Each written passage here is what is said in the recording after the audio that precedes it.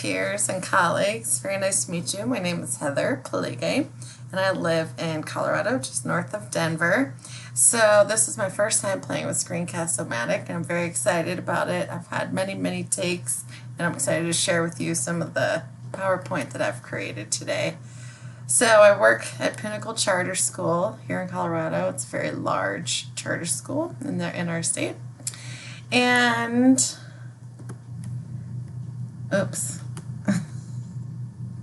Let's see here. There we go. From the beginning.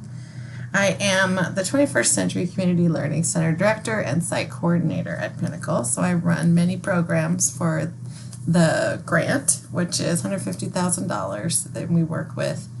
Well, actually, we have all kinds of programs in there. So I take care of them and I assist at the school. Also, I'm a teacher. I've been teaching for about 20 years. I don't have quite as much experience in different ages as our esteemed professor, but I've taught 2nd grade through 6th grade and a little bit with middle school for summer school last summer.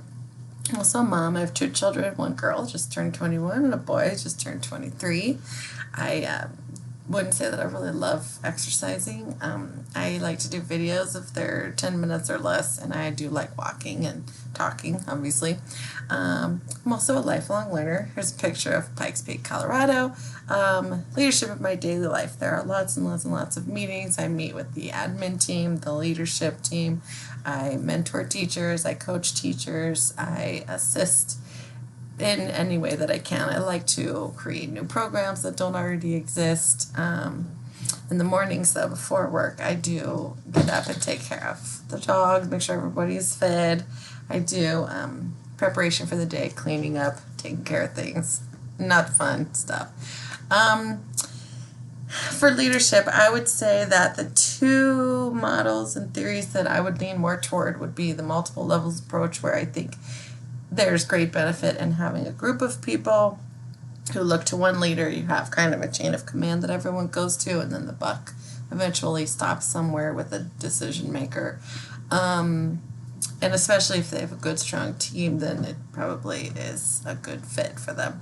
But on the other hand, I also really strongly believe in the biological genetic side. I think certainly not every leader has a lot of charisma, but I don't know that a lot of charismatic and exciting and people that have gotten me to do things were taught that. I think that was pretty innate in them.